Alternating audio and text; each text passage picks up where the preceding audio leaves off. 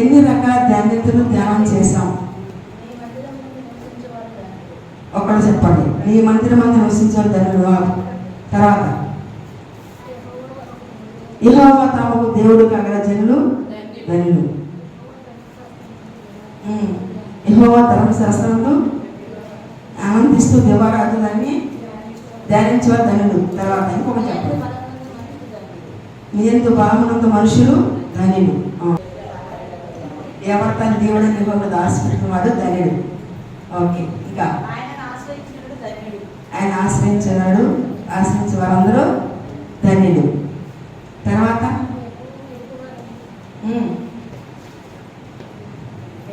ఇంకా చెప్పాను. ఈ ప్రవచన వాక్యంలో చదువువారు విని వాటిని కైకున్న వారు ధన్యులు. వచ్చారు. తర్వాత తర్వాత ఆత్మ విషయమై మన వారు చెప్పారు. పూర్ణ ప్రతి దేవుని వెతుకువారు ధన్యులు. వెతకటం గురించి మనం చెప్పుకున్నాం పోయినవారు కదండి. ఇంకో వాక్యం చెప్పాను. ఆత్మ విషయమై దీనైన వారు ధన్యులు. దేవుడు వారి మీద నివసిస్తాడు. దిగత్తంగా తగ్గింపుకోవడం. దేవుని ప్రియబిడ్డ చాలా శ్రేష్టమైన వాక్యాలు మనం ధ్యానం చేసాం. ఈరోజు వాక్యం ఏంటంటే సైనికుల యెహోవా నేను నమ్మించేవారు ధన్యులు. 80వ కీర్తన 12వ వచనం మనం చూస్తాం. మన దేవుడు సైన్యములకు అధిపతి. ఆయన యొక్క నమ్మకం అటువంటి మన దేవుడు మామూలు దేవుడు కాదు. సైన్యములకు అధిపతి దేవుడు, సృష్టికర్త దేవుడు, సర్వాధికర్త దేవుడు, పరలోకముందు భూమి మీద సర్వాధికారం పొందిన దేవుడు యందు ఎవరు నమ్మకం ఇస్తారో వాళ్ళు ధన్యులు. హల్లెలూయా. దేవుని యందు ఎవరు నమ్మకం ఇస్తారో వాళ్ళు ధన్యులు. నమ్మాలి దేవుడు, మనం నమ్మాలి, మనం నమ్మాలి. దేవుడు ఉన్నాడని ఆయన వెతికే వరకు దొరుకుతాడని చెప్పి అడిగిన వాడిని ఇస్తాడని చెప్పి మనం నమ్మాలి. నమ్మడునే వాళ్ళకి నమ్మవారికి సమస్తము సాధ్యం చెప్పాడు ప్రభు కదండి. నమ్మడునే వాళ్ళకి నమ్మవారికి సమస్తము సాధ్యమే అని మార్కు 9వ అధ్యాయం 9వ వచనం అనుకుంటాం. 9వ అధ్యాయం అన్నమాట.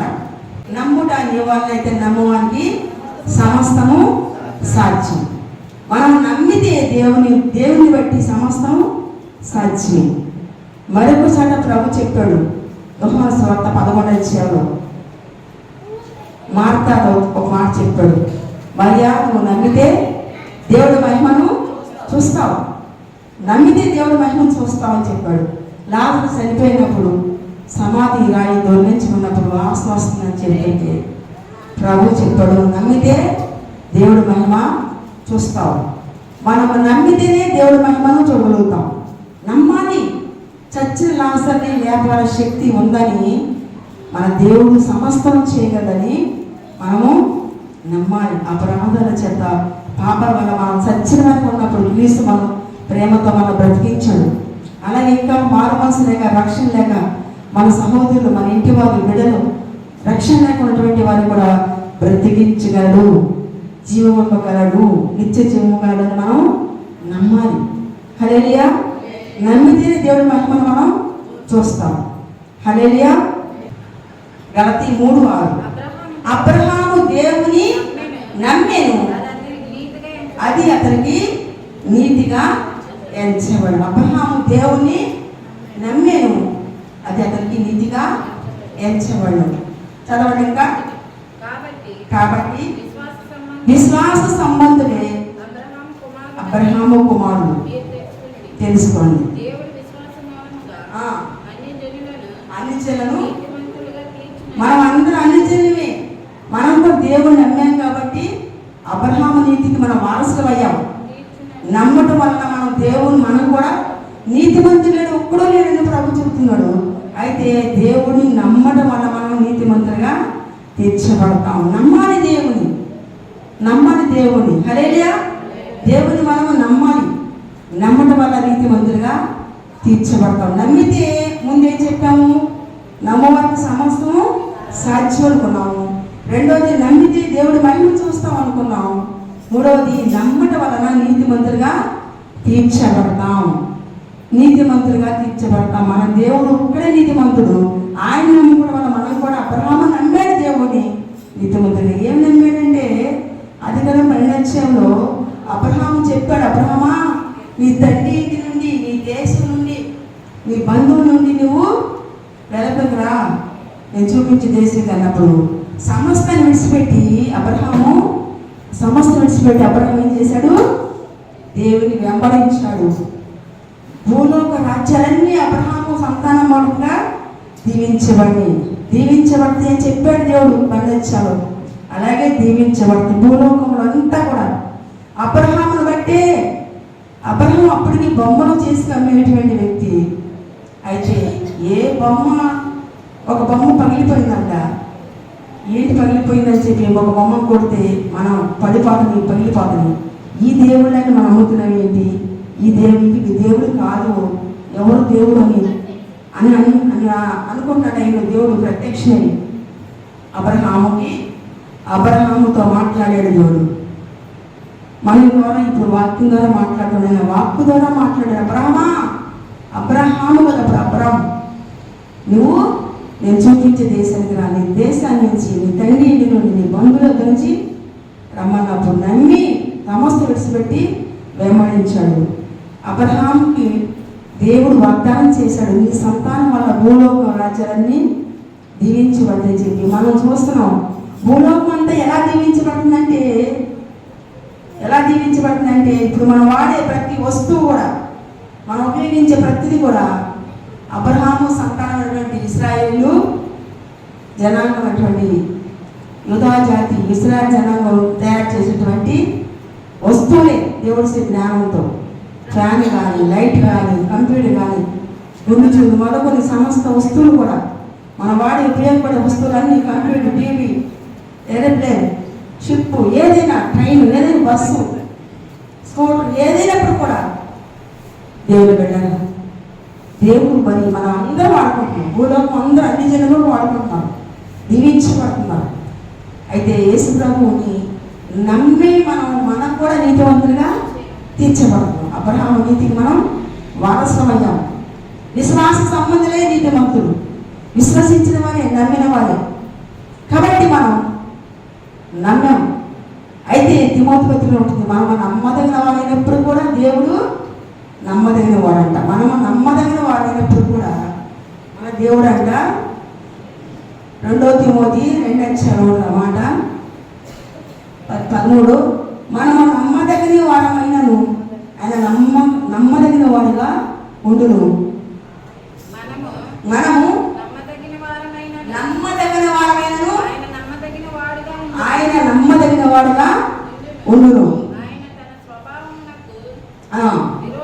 విరోధం ఏది చేయడు. మనము నమ్మదగిన వాడు కాదు, మన దేవుడు నమ్మదగిన వాడు. అలాగే హెబ్రీ రాసిన 11 కూడా ఒక మంచి మాట ఉంటుంది. హెబ్రీ 11 కూడా చూద్దాం. 11 విశ్వాసాన్ని బట్టి శారాయు వాగ్దానం చేసేవాడు నమ్మదగిన వాడని ఎంచుకుని గనుక తాను వయస్సు గతించినను గర్భము తెరుచుటకు శక్తి పొందెను. హల్లెలూయా. 11 విశ్వాసాన్ని బట్టి శారాయు కూడా వాగ్దానం చేసే దేవుడు నమ్మదగిన వాడని ఎంచుకుని వయస్సు గతించని విశ్వాసం ద్వారా శక్తి పొందబోతుంది. విశ్వాసం ద్వారా ఇప్పుడు ఏమొస్తుంది? మనకి శక్తి. విశ్వాసం ద్వారా ఏమొస్తుంది? శక్తి పొందుకుంటాం. మన దేవుడు సర్వశక్తి సంపన్నుడు. మన దేవుడు సర్వశక్తిగా సంపన్నుడు. విశ్వాసిస్తే, నమ్మితే మనం కూడా గొప్ప కార్యాలు పొందుకుంటాం. వయసు గతించుకుని శ్రీధరం మనం నిలిచిపోయినప్పుడు కూడా విశ్వాసాన్ని బట్టి అని దేవుడు నమ్మదగిన వాడు. వాగ్దానం చేసిన దేవుడు నమ్మదగిన దేవుడు. నీకు నాకు వాగ్దానం చేసిన దేవుడు నమ్మదగిన దేవుడు. అనేక వాగ్దానం మనకు వాగ్దానం చేసిన దేవుడు నమ్మదగిన దేవుడు, సర్వశక్తి గల దేవుడు. ఆయన నమ్మకమైన వాడు. మన వాగ్దానాన్ని నెరవేర్చుకొని నమ్మదగిన వాడని మన రూఢిగా నమ్మాలి. కనుక ఏంటి యెహోవా నేను నమ్మిక ఉంచేవారు ధనిలు. మనం నమ్మితే ధనిలు అయిపోతాం. ఎందుకంటే చెప్పనా, 108వ కీర్తనలో మాట ఉంటుంది.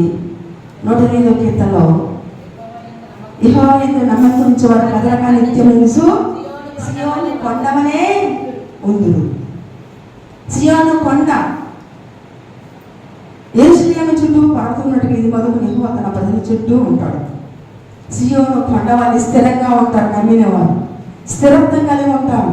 కదిలిపోయేవారుగా ఉంటారు. సమస్య వచ్చినప్పుడు కూడా కొండని ఎన్ని తుఫాన్లు వచ్చి కొట్టినా, ఎన్ని అల్లలు వచ్చి కొట్టినా కదులుతుందా? కాబట్టి ఈయన మాటని వాడు చెప్పని చేయి ప్రతి వాడు బండ మీద ఎన్ని కొట్టుకున్నా బుద్ధిమంతుని పోలి ఉంటారని చెప్పి మత్తయి 7:7 ప్రభు వారు చెప్పారు. కాబట్టి ఆయన నమ్మిన వారు సీయోను కొండ వలె స్థిరంగా ఉంటారు, కదలవారిగా ఉంటారు. ఎన్ని కష్టాలు సమస్యలు రాని విశ్వాసంలో స్థిరత్వం కలిగి ఉంటారు. పర్వతంలాగా దేవుడి సరిగ్గా మనం నమ్మకంగా ఉన్నట్టయితే మన దేవుడు ఆయన ప్రజల చుట్టూ దేవుడు ఉన్నారని చెప్పాడు. మనం ఆయన ప్రజలం కాబట్టి మన చుట్టూ దేవుడు ఉంటాడు. నమ్మిన వారి చుట్టూ దేవుడు ఉంటాడు. పర్వతములు ఉన్నట్టుగా యెరూషలేము చుట్టూ ఇది మొదలు తన ప్రజల చుట్టూ దేవుడు ఉంటాడు. హల్లెలూయా, హల్లెలూయా.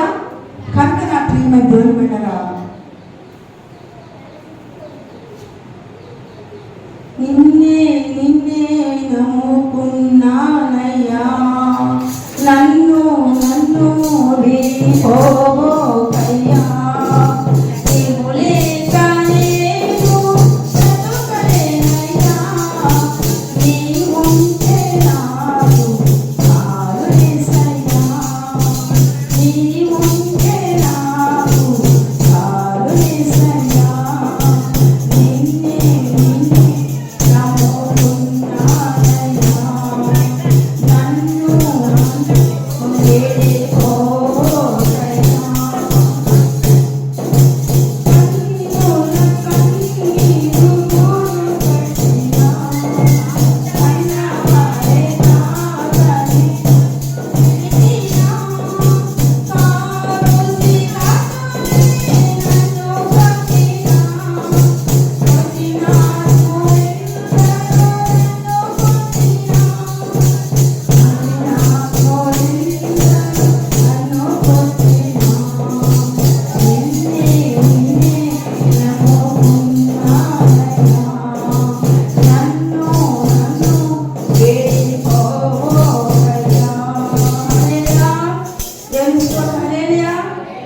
మన దేవుడు నమ్మదైన దేవుడు. కనుక నా ప్రియమైన దేవుని బిడ్డరా, నమ్మిన వారి చుట్టూ ఆయన ఉంటాడు. నమ్మిన వారికి ఏ మేలు కొదువై ఉండదు. నమ్మిన వారి దేవుడు ఏం చేస్తాడు? నమ్మితే దేవుడు మహిమను మనం చూస్తాం. నమ్మడం వల్ల నీతిమంతులుగా తీర్చబడతాం. నమ్మాలి దేవుని, దేవుని కన్నా మనం నమ్మాలి. నమ్మితేనే మహిమను చూస్తాం. నమ్మితే దేవుడి మహిమను చూస్తాం. నమ్మితే సమస్తం మనకి సత్యం. నమ్మి నువ్వు ప్రార్థన చేస్తే ఇంకొక మాట మనం అతీస్తారా? మనం ప్రార్థన చేస్తున్నాం కదండి. ప్రార్థన చేస్తుంటే మనం దేనికోసం చేస్తున్నాం, దేనికోసం చేస్తామని మనకి దొరికింది మనం నమ్మాలంట. నమ్మితేనే అవన్నీ పొందుకుంటాం. నమ్మాలి. మనం చాలాసార్లు ఏం చేస్తామంటే ప్రార్థన చేస్తాము, దొరుకుతున్నాం. నమ్మకంగా ఏమవుతుందంటే పొందుకోలేకపోతాం.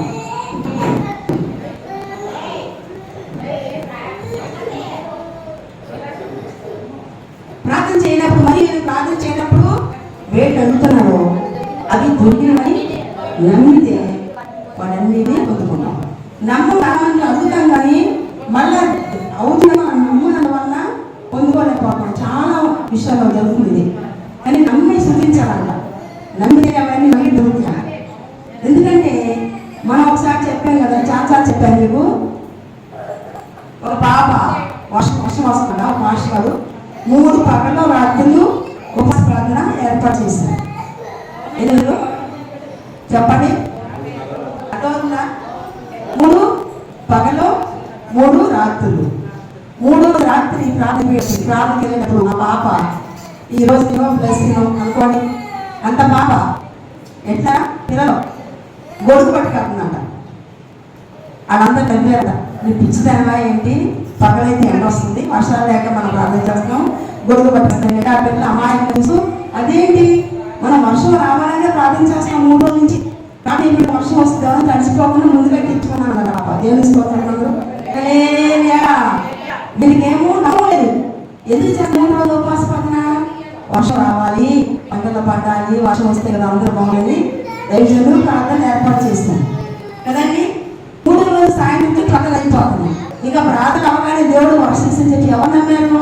అమ్మా బ్లెస్సీ గ్లోరీ రోజీ రోజీ ఎవరు నమ్మారు? చిన్న పాప నమ్మి వాక్యం వినాలి. ఆటగాడి మందిలో ఒక పాప నమ్మింది, ఒక చిన్న పాప సండే స్కూల్లో పాప నీళ్ళకి పాప నమ్మింది, గొడుగు పట్టుకొచ్చుకుంది. ఎందుకంటే వర్షం రాత్రి సాయంత్రం ప్రాంతంగానే దేవుడు వర్షించేస్తాడు, నేను తడిసిపోకుండా ఉంది. అర్థమైందా? ఆ పాపకి నమ్మకం ఉంది. ఆ చిన్న పాప విశ్వాసం దేవుడు కనపరిచి 3 రోజులు ప్రార్థన అయిపోయేటప్పుడు పెద్ద వర్షం వచ్చింది. అందరూ తడిసిపోలేదు, కానీ ఈ పాప మాత్రం చక్కగా గొడుగు వేసుకుని వెళ్ళింది. అంటే మనం ప్రార్థన చేసినప్పుడు ఏం చేయాలి? మనం అడిగినవన్నీ పొందుకున్నామని నమ్మాలి. నమ్మినప్పుడు మహిమను చూస్తాం. ఆ పిల్ల మహిమను చూస్తుంది. అడిగినన్ని ఉంటుంది. మనం కూడా అడిగి దేవుడిని చూస్తే దేవా నువ్వు ప్రార్థనకి ఇచ్చే దేవుడు మేము అడిగాము, మేము ముందున్నాము, నమ్ముతున్నాము దేవా నీకు స్తోత్రం అని వారికి చూపిస్తున్నప్పుడు ఫస్ట్ చెప్పాలి. నమ్మాలి. నమ్మితే మా కార్యాలు చూస్తాం. అందుకోసం నేను నమ్మించిన వారు ధన్యులు. నమ్మితే మనం చూస్తాం కాబట్టి, నమ్మితే దేవుడు మన చుట్టూ ఉంటాం కాబట్టి, నమ్మితే దేవుడు మనకి మరి అడిగిన ఇస్తాడు కాబట్టి ధన్యుడు. ప్రభు నమ్మిన వాడు, దేవుని విశ్వాసం ఉంచేవాడు ధన్యుడు. హల్లెలూయా. కాబట్టి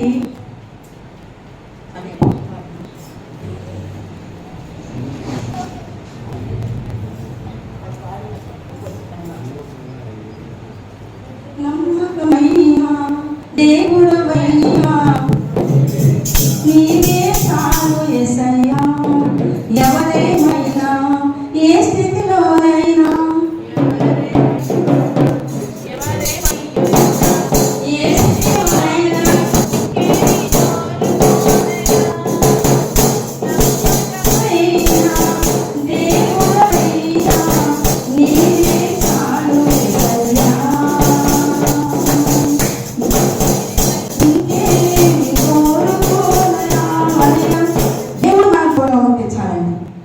దేవుడు మనతో ఉంటే అన్ని మనకి సొంతమే. ఈ దేవుని మనం ఉంచాలి, నమ్మకం ఉంచాలి. అమ్మ నమ్మకం అలాగే పొందుకోలేకపోతాం. అర్థమవుతుందా? నమ్మిన వాడు ధన్యులు.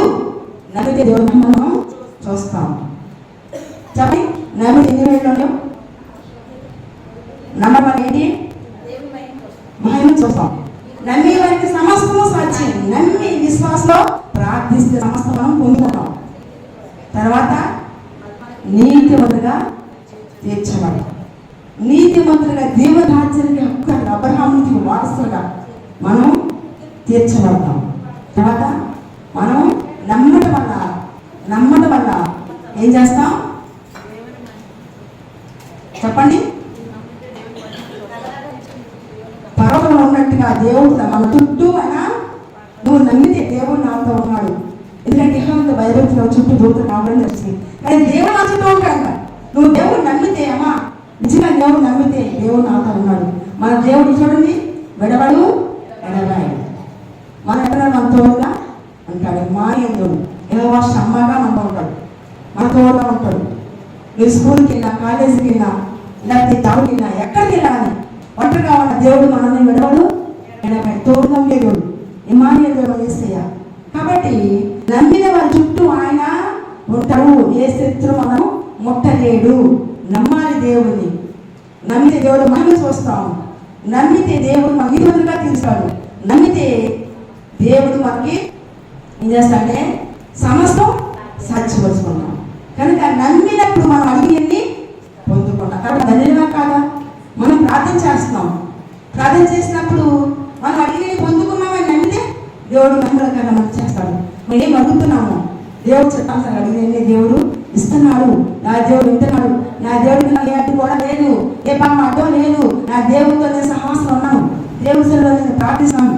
వాక్యం నాలో ఉంది, ప్రార్థన నాకు ఉంది.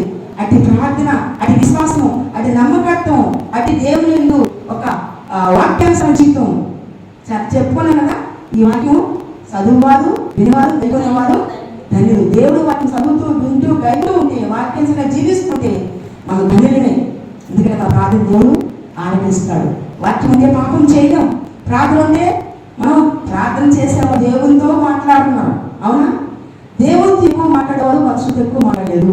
మనుషులతో ఎక్కువ మాట్లాడటం దేవునితో మాట్లాడావు. మనుషులతో ఎక్కువ మాట్లాడితే దేవునితో మాట్లాడలేవు. సమయాన్ని పోగొట్టుకోకుండా సమయం చేసుకుంటున్నా ప్రియమైన పిల్లలారా, దేవునితో మాట్లాడదాం. అడుగుదాం ఇస్తాముతో. అడిగి నేను పొందుకున్నాను, నా దేవుడు విన్నాడు అని నమ్మే మన ప్రార్థనలన్నీ జవాబులు పొందుకుంటాం. అట్టి నమ్మకమైన ప్రార్థన చేసే వల్ల దేవుడు మనను నిలబెట్టును కాక. సైన్యం కదా యెహోవా, నీ అందరూ నమ్మిక ఉంచి వాళ్ళందరూ ధనిలు. నమ్మితే ఎన్ని మేలు ఉన్నాయి. సారా ఏం చేసింది? వాగ్దానం చేసినాడు, నమ్మదగిన వాడని. వయసు గతించిన కానీ నమ్మి శక్తి పొందుతుంది. నమ్మి శక్తి పొందుతాం, అసాధ్యంగా పొందుకుంటాం. 11 గుర్తుపెట్టుకోండి. నమ్మటం వల్ల సారా శ్రీధర్మ గతించబడా కానీ శక్తి పొందుతుంది. మనం ఏదైనా అసాధ్యమయ్యి సాధ్యపరచుకోవాలంటే నమ్మాలి. దేవుడు చేయగలడు. నమ్మదగిన దేవుడు, వాగ్దానం చేసిన దేవుడు, నమ్మదగిన దేవుడు. మనం నమ్మాలి. నమ్మితే దేవుడు మహిమ చూస్తాం. హల్లెలూయా. కనుక దేవుడు బిడ్డగా, దేవుడు మనం నమ్మితేనే కార్యాలు చూస్తాం. నమ్మి ప్రార్థన చేస్తే అడిగినవన్నీ మనం పొందుకుంటాం. నమ్మకుండా ఏ మేలు కూడా పొందలేము. నమ్మితేనే కార్యాలు మనం చూస్తాం. హల్లెలూయా, హల్లెలూయా. కనుక దేవుని కూడా మనం నమ్మాలి.